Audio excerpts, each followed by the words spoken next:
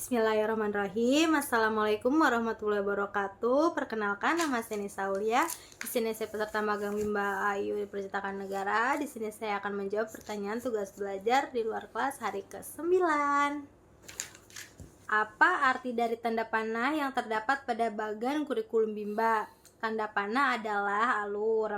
Apa arti garis tebal yang terdapat pada bagan kurikulum Bimba?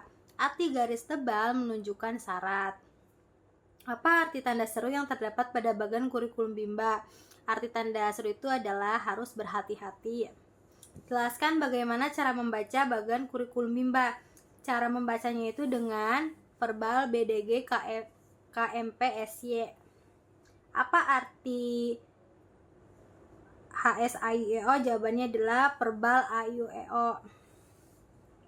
Apa syarat modul baca 1A? Syarat modul baca 1A harus BDG KMP SY dan 4 huruf verbal kata. Apa syarat modul B1B? Syarat modul B1B itu harus JLN-TRC. Apa syarat D4HPS? Jawabannya adalah syarat yang harus dipenuhi untuk dapat memberikan materi D4HPS kepada anak yaitu harus 4 HPS dan D4 HPK. Tahap selanjutnya dari 4 HPK yaitu 4 HPS dan motivator dapat melihat bagan kurikulum baca Bimba AIEO dan pastikan semua syarat terpenuhi. Tahap selanjutnya setelah sampai 4 HPK itu apa tahap selanjutnya setelah B1A? Setelah B1A yaitu B1B, D4 HPS dan verbal JLN-TRC. Apa tahap selanjutnya setelah B1E? Setelah B1E itu B4, B1F yaitu syaratnya harus B1D. Apa tahap selanjutnya setelah B4? Setelah B4 itu B5, syaratnya harus B3. Baca 3. Apa pengertian tahap persiapan? Tahap persiapan itu adalah tahap di mana motivator hanya memperdengarkan bunyi huruf, kata, kalimat secara verbal. Apa pengertian dari verbal huruf? Verbal huruf itu hanya diucapkan dan dibunyikan dan diperdengarkan tanpa memperlihatkan simbol hurufnya. Tahap persiapan disebut tahap verbal. Mengapa ada tahap persiapan? Karena harus verbal. Apa tujuan adanya tahap persiapan? Agar nantinya tidak salah arah. Materi apa yang termasuk dalam tahap persiapan? Materi verbal, huruf, kata, dan dikte. Bagaimana cara penyampaian motivator dalam tahap persiapan? Dalam tahap persiapan itu huruf verbal yang disampaikan dengan cara memperdengarkan dan ucapkan huruf melalui berbagai macam. Apa pengertian huruf verbal A, I, U, E, O?